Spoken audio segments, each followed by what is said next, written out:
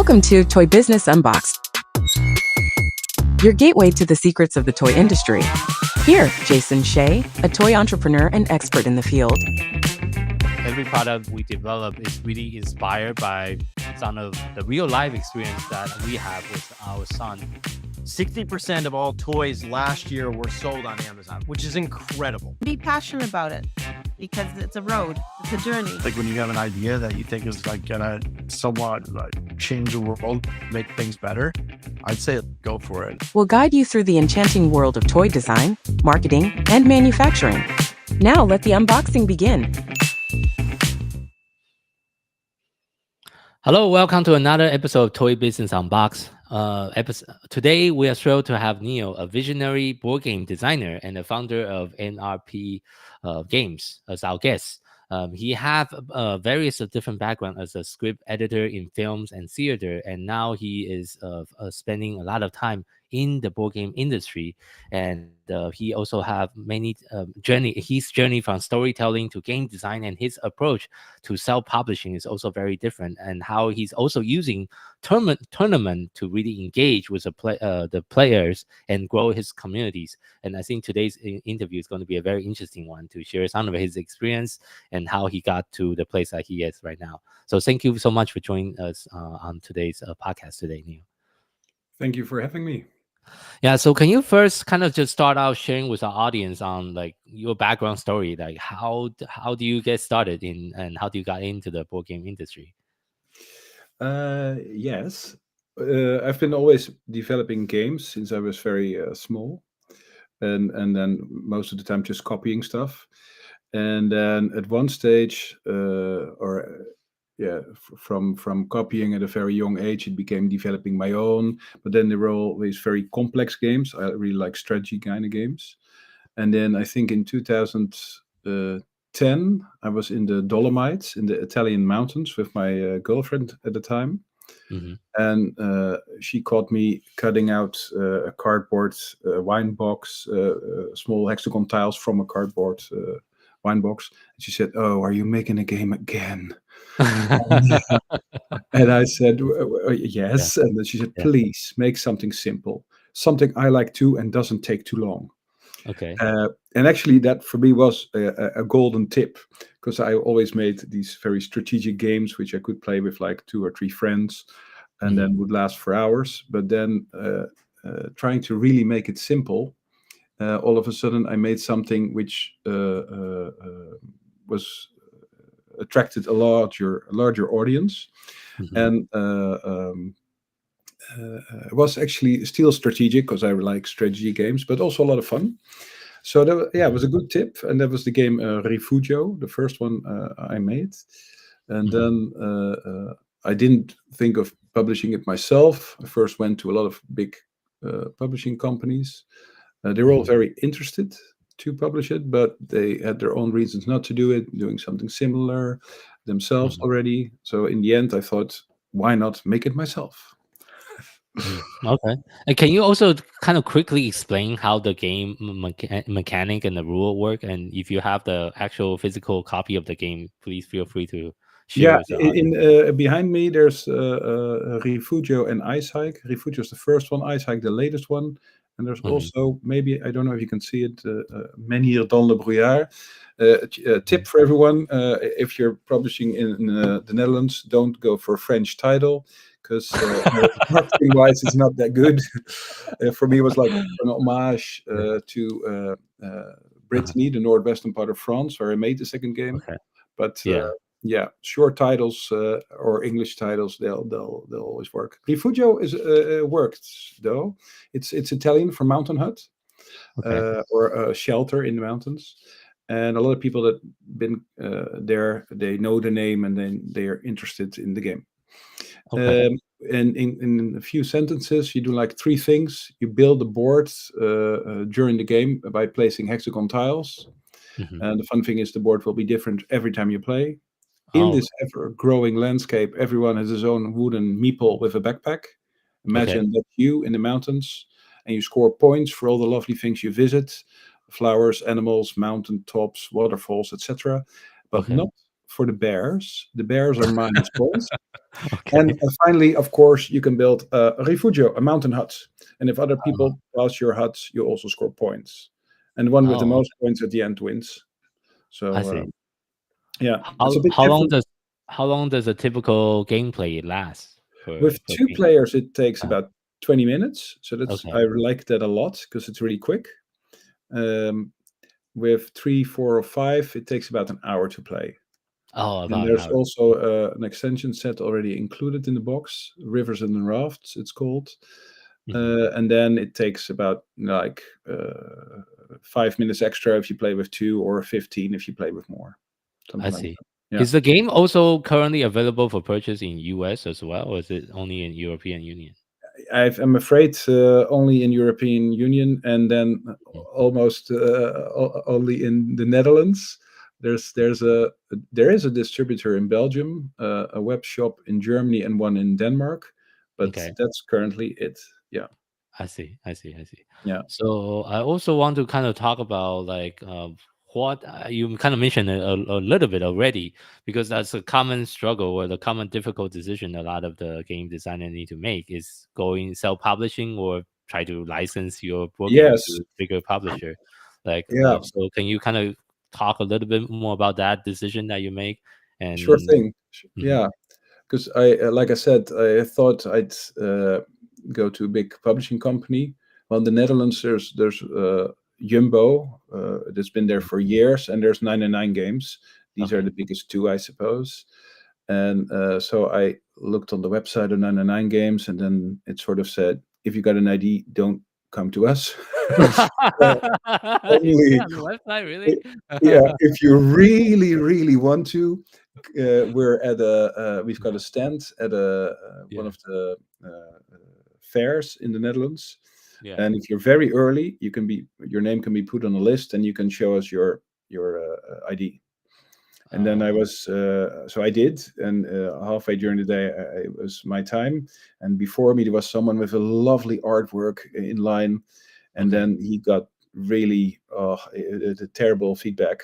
So I saw him Oh, really? like Okay. droopy going off somewhere, and then I thought, Okay. oh, and now I gotta present my stuff with just the doodling Yeah. on the hexagons.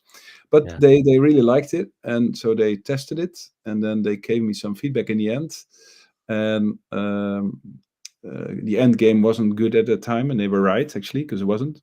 Yeah. But then I also understood that they're a company who really buy a lot of licenses from German publishers. So Oh, the okay. German successes, they're brought to the Netherlands by 99 Games. Okay. And so I thought, why not go to Germany? Okay. Yeah, Okay. one of the biggest board game countries in the world, if not the biggest one. Mhm. So I went to Cosmos from Settlers, right, and to Hans im Glück from Carcassonne, the game, and both of them were interested, but the Oh, okay. Cosmos said, "Now we're making something similar ourselves," and Oh, yeah, that's always scary at first because you've got your ID, you're very vulnerable, right? But I yeah. managed to in the Netherlands have my ID registered, and as well as in Germany. Yeah. And Hans im Glück, they tested it a lot, and they Mm. liked it a lot. But they were then at that time, this is 2011, mind you, Oh, still planning to release a lot of extension sets from Carcassonne expansions. okay. So yeah, it would be too much in their market. So they also said, "Viel Glück, bon chance." Oh, And and in the end, I thought, so what does it cost to release this myself? yeah. And with little knowledge, I just went on to do so, which, looking back, was pretty amateuristic, I'd say. A friend of mine said, you can buy almost everything on Alibaba.com or on a website, right? Like that, from planks to nail polish. Yeah. And so I chatted a lot with a Chinese woman, and then I sent her a lot of money, and then I hoped for something to come back to Europe, but it did. It was very good, actually. I was really happy with that. So the first time I had like 1,000 copies made in China, and then Mhm. after 3 times managing to sell those, then I Mm. since 2017 had the guts to start making everything in the Netherlands itself. Hmm. Because then I knew I could order like 2,000 or 2,500 copies at once of this game. Of course, for a big company, these numbers are maybe not that big, but for me, just an individual producing on my own, yeah, 2,500 copies is quite What is the substantial. major reason that you decide to make it in Netherlands instead of China? I saw it's going to be cheaper to make it in China. Yeah, it might be cheaper, but of course, we're also in an age where we need to think of the environment more and more, right? Mhm. So it saves, of course, since my market is mainly in the Netherlands, it's really makes sense to all produce it here. And if I produce like 2,500 copies, then the price per game is almost similar to what it's produced in China. Oh, really? Okay, Yeah, okay, because of the shipping. Okay, yeah. got it. Yeah. Okay, and I also want to transition to today's interview to talk about the tournament that you have Ah, because I have interviewed a lot of people in the board game space. yes, Not a lot of people do tournament because it takes so much time and work. So can you kind of absolutely. first talk about what inspired you to organize tournament for your game? Yeah. When did it Well, started and how did it even got started? yeah. First, so I had these like 1,000 copies of my game made in China in like 2013 January, something like that. Hmm. And then I thought, so how now gonna sell the lot? And then I thought, why not organize tournaments? Well, Okay. it doesn't help to sell. So if that's your idea, it will help you sell. Well, at least not directly. It Hmm. does help you to create like a community kind of, and to of course have a lot of nice pictures for the socials of people playing your game, and you get a lot Yeah. of good feedback.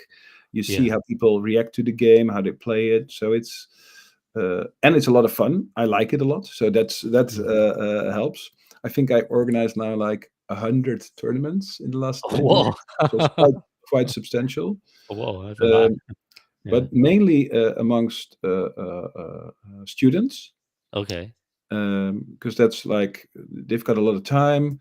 They're eager to learn. I like strategic games, so it's also a good test audience, right? Do they engage with it? Do they? Yeah. Um, Sorry, what was your question again? So how many years ago did you start it? And that sounds Yeah, like this a is in 2014, I think, that I 14. started Okay. at the first tournament. Yeah, Okay. because in the first year in 2013, I thought, yeah, I sold like 200 copies to friends and family. I thought, well, now the ball will roll and I'll sell more and more. Well, of course, it did not. It stopped as soon. If you don't do anything, you don't do any marketing, you won't sell a thing. So Yeah. um, maybe I sold another 60 copies in the year 2013, but that was it. So Hmm. then I thought, no, I should start with the tournaments. And at that time, I had a friend of mine designing a T-shirt and a nice slogan. So we had something like the idea in the beginning was sort of could they beat me at my own game? So and then when they Okay. won, they got a Yeah. T-shirt saying "I put the master back in his refugio." Sort of like I put the Okay. dog back I into like his that. house, it's sort of yeah. I like that one. Okay. Yeah, Yeah. so that was fun. Actually, it got embarrassing in one stage because I've been doing that for a lot of time.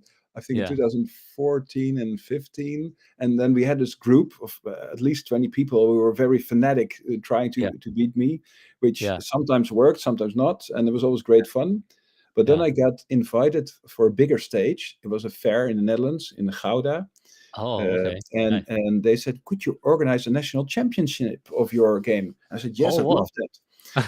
So probably there was like 6 people from Gouda, but also 20 plus people from Amsterdam in Gouda for the tournament, Oh, for whoa. the Okay. first national championship.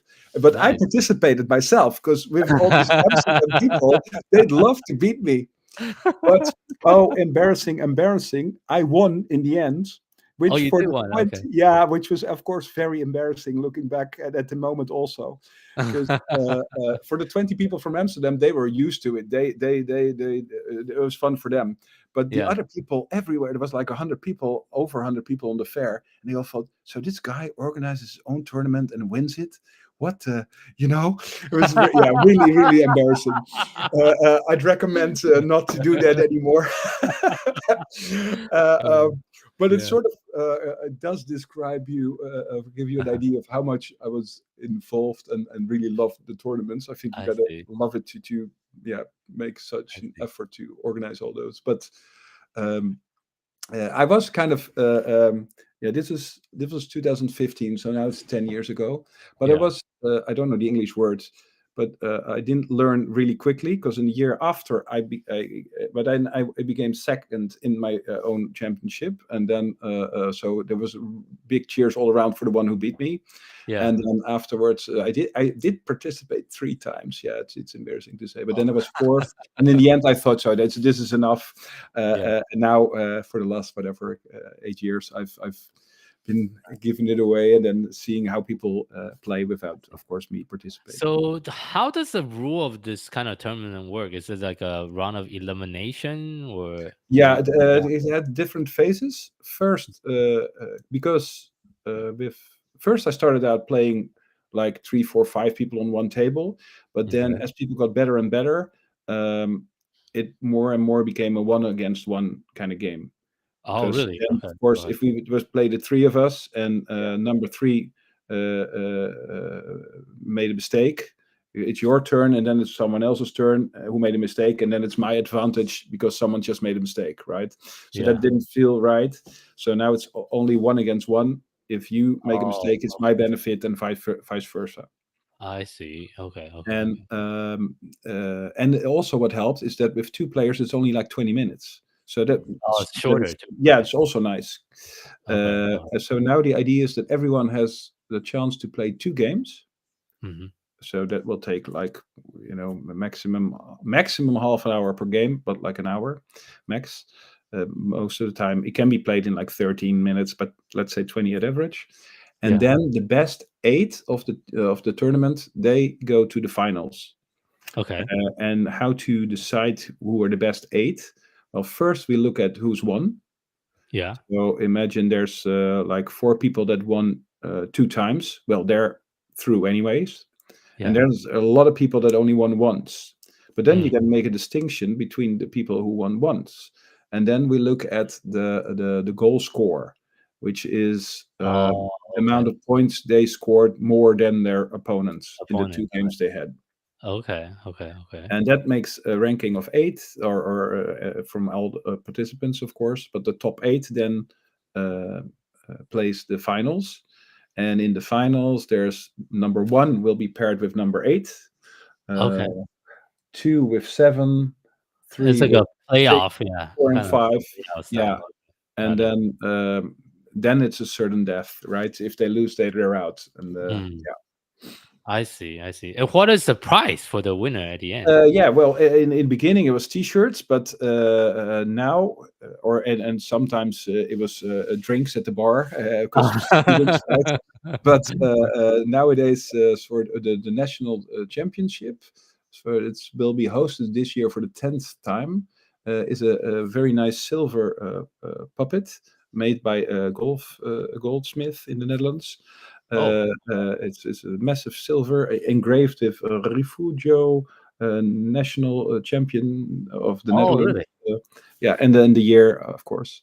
So Is it's it metal? Is it like a metal people can wear? no, Or? no, it's because in the game you have Yeah. these meeples, right? Which Yeah. is normally a wooden puppet with a backpack in your own color, but now Oh, okay. you got a silver one, which is pretty nice. Oh, it got a Yeah. special limited edition. Yeah, Okay. yeah. There's only 10 of them so far, or 9 actually, 9. So the 10th, and actually, I'm thinking of redoing it this year again for a bit of a change this year, because it will be the 10th time. And there's one guy who now won 3 times the national championship. He's really good.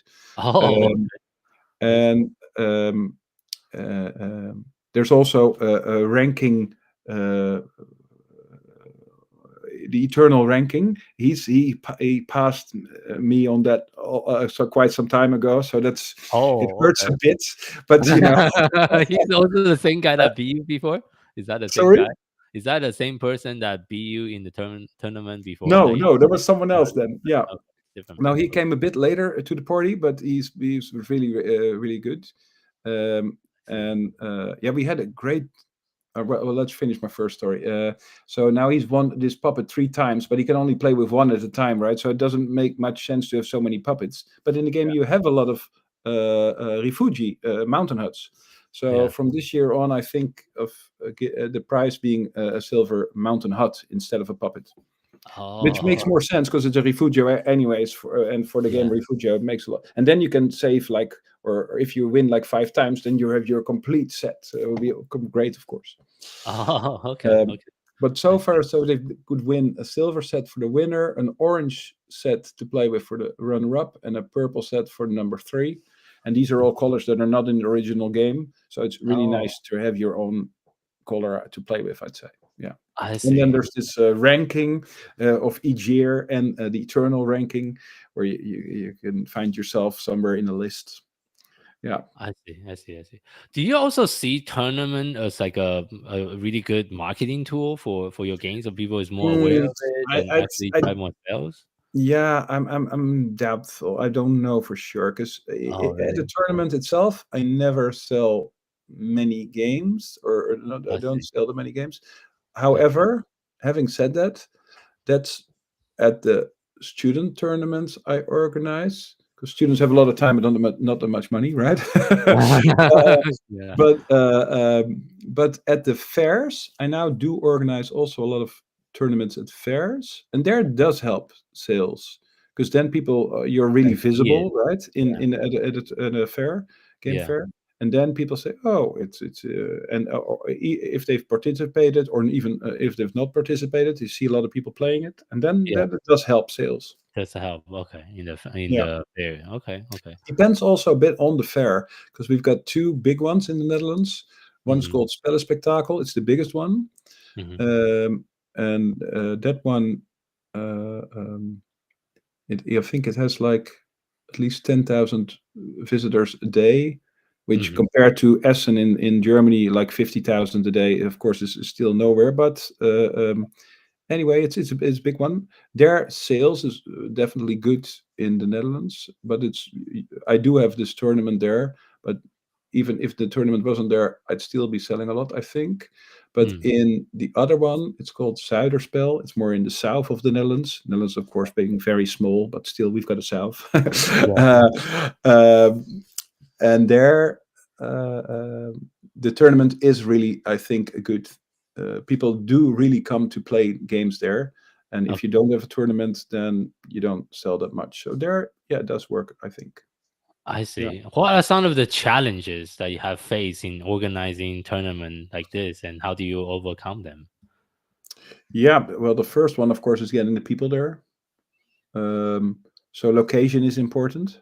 Hmm. You want to be somewhere where there's already a lot of people, actually.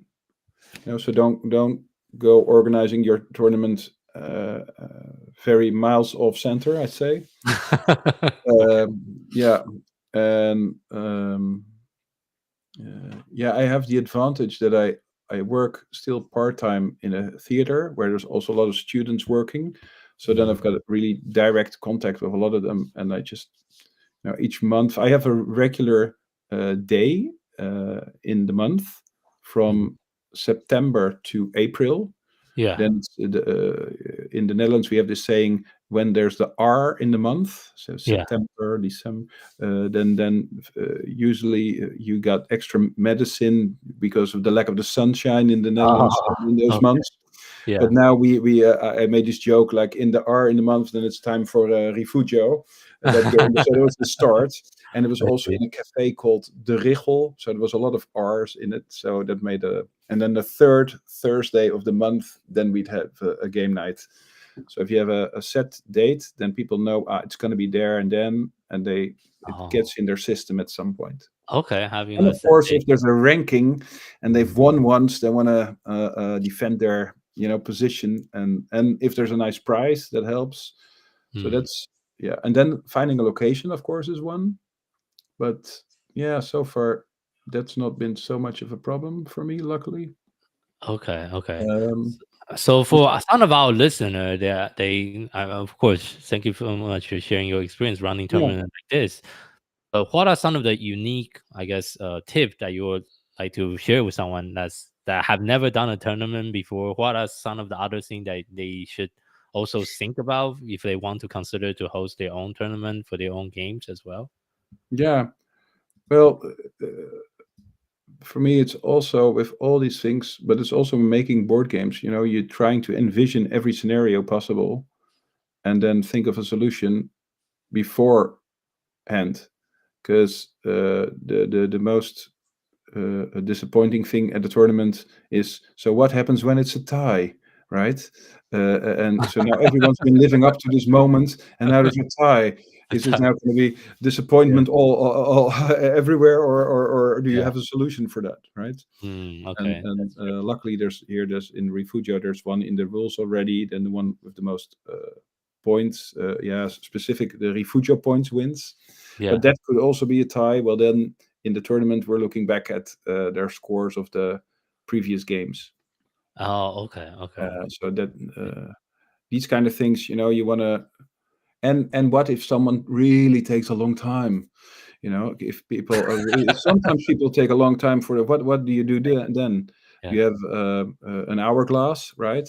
So yeah. I have them, not so much to use them, but just the physical presence of them makes people think, oh yeah, I Want to need to be be quick. faster. Okay. So that helps a lot.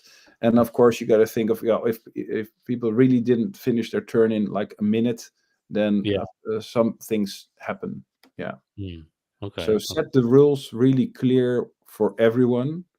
Mhm. And the this is a tile placing game, Refugio, same thing with Ice Hike, by the way. Mhm. Um, and the idea is it's 60 tiles, which is Mhm. perfectly divided between 2, 3, 4, 5, even 6 players if you like. So the Mhm. idea is everyone has the same amount of turns. Mhm. Um, and sometimes people forget in their anxiety or whatever to place a tile. So what happens then, right? If they forget to, then do we leave it at the end? Most of the time, like 3 or 4 turns before the end, you can see if a mistake has been made, or if so. Oh. Then probably best to then decide what happens, and not leave it till the last turn, because then people will get upset. Yeah. Mhm. I see. I see. Because when they're really into it and the game's on, you know, you don't want to. Yeah. Yeah, I see. And how, like, out of your tournament, are they majority returning player, or is it also a lot of new player at each of the tournament? Um, yeah. Well, with Refugio, I've been doing that for. Let me think. I think I did it like 4 years or a bit longer. No, maybe 6 years. Yeah. And then that was a really tight group. It was a lot of friends of mine as well, and then with some, everyone brought someone, you know. Um, but now, because with each new game I make, and I organize all these tournaments myself, I'm there myself, so I don't have the time for with 3 games to do as much of each game. So now Refugio only has been reduced to one national championship a year on the biggest fair we've got. Mhm. The second game, Menhirs dans le Brouillard, the one with the French title, which actually means big stones in the fog. That's what Okay. that's my one-off kind of game, because I try to make games for a broad audience, so easy to learn but challenging. But Mhm. the Menhir, the big stones one, went a bit more into a chess kind of area, so Mhm. that's more kind of a niche game. So I've been doing a lot of tournaments for that one, but that's the one that was the hardest to find people for, because it's more Oh. niche, Mhm. right? It was harder to Probably I understand. should have looked on other sources of other places for people, but it's also, I like the game. It's I think it's a good game. I'm happy. I won a prize with it, but I have not found an audience, a continuing audience for it yet. I So see. maybe in the future I'll put more energy into that. But now I've been promoting Ice Hike, my latest game, Okay. which is more like Refugio, which is more like for a broader audience. So the September till April months are now given to Ice Hike. Yeah. I see. So each tournament, usually how many player that's participating per tournament? Yeah, that depends. Sometimes there's 6, sometimes there's like 20. If I'm really lucky, I've had ones for 30 or something, but that's Oh, rare, I'd say. okay. Okay. It also depends on what day you organize your tournaments. In the weekends, I always had quite a good turnout. That Okay. was quite okay. But then I've been doing also Thursday nights, Thursday evenings, right, with the students. They Yeah. also work the Thursday nights. I tried Sunday evening, that didn't work, or Oh, not yeah. that well actually. No. Yeah. So it also, which night or day of the week do you organize these things? Yeah. Okay. And you often see a lot of the same player also come back for the Yeah, next week. definitely. Yeah. Yeah, I'm very happy with often see, there's 3 that are almost there every tournament, right? So one of them being the guy that won Refugio 3 times in a row. I see. I see. Yeah, so he's yeah. Have you considered to make it like an international tournament as well? Of course, would be great. Yeah. It's also about selling your games abroad. That's also something I'd like to do, but not myself. I'd probably try to find a partner somewhere else to start up in another country. I see. I'm always open for that, I but see. so far I've not found the right partner for another country, and it doesn't really make sense yet to organize tournaments if then people have a really hard time finding the game, right? We're Yeah. trying to, Yeah. Of course, they Yeah. can order it from my website, but then shipping costs will probably be as expensive as the game. I did sell maybe in the last 10 years 30 copies or something to all over the globe, but that Oh, was it fancy. kind of. Okay. Yeah. Okay. That hasn't And I been your. don't know how people found me, but somehow maybe in a holiday they found me or something. I don't know. Yeah. I see. Thank you for sharing Yeah. that. So as well, kind of wrapping up today's interview, and thank you so much for sharing your experience running the tournament and how you created the game. If you Yeah. had to share just one piece of advice with someone that's getting started within the toys or board game industry, what would that be? Well, for me, it's having fun first of all, Mhm. right? Because if it's not fun for you, how can it ever be fun for someone else? I don't know. True, Yeah. true. Yeah. And the core business, of course, of what I do is trying to make a good game. Mhm. So what defines a good game, right? But like what I started off in the beginning of this, what my ex-girlfriend said, right? Make something simple. Keeping it Mhm. simple is very I think that's very important. Easy to learn, but of course challenging. And Mhm. challenging for me has to do with giving your players a lot of options. Mhm. If it's all about rolling a dice and then just finding in the rule book somewhere what happens next, it's not a game for me. But if you just have a few ingredients and you give your players a lot of options what to do with those ingredients, uh, Mhm. that then they will be engaged, right? And there's very little downtime, and Mhm. it shouldn't take too long. I think. Personally, I like an hour game. Fine for me. If Mhm. the of course the game can manage to keep attention span that long. Mhm. But nowadays, I also, because I deliver my games to all, if like 30, 40 stores myself in the Netherlands. So I Mhm. get a lot of feedback from the store owners as well. Oh, And okay. they sometimes say, oh, 60 minutes, 60 minutes. Oh, they're already afraid for that period of time. I see. But if you can make, so I'm very happy with Refugio. It's still like 20 minutes for only 2 players. It's really nice, of course. But Mm. I think 60 shouldn't be too much of a problem. I Maybe not see. 2 hours, right? Yeah, Yeah. definitely. Well, thank you so much for sharing some of Yeah. the tips and experience. And Mm. sorry, maybe one more last thing. Maybe Sure. try and go to a publisher. Not do it all yourself. Yeah. Well, it's some pros and cons. I see Yes, people go yes. both ways. So yeah, Yeah. but even if you want to go with the the publishers, just like just like your experience you share, not everyone is very open about getting new ideas and getting other board game that doesn't align with their company's agenda. So For that's sure. definitely Yeah. a different type of challenge. But thank you again for sharing your story on our podcast today. And for our listener that want to find more information about you online, where is the best place for people to go? Yeah, my website, I suppose. So it's NRP. It's my own name, Niels Ramon Pieterse. NRPgames.com. Hmm. The Okay, the well, dot com is already that it is so maybe in the horizon will go expand. Yeah. okay. Well, make sure we also put that in the show note as well.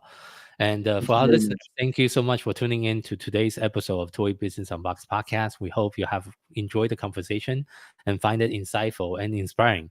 If you like what you have heard, make sure to subscribe to our podcast on your favorite platform so you never miss an episode. We really appreciate your support and we love it if you can leave us a review and share the podcast with your friend and colleague.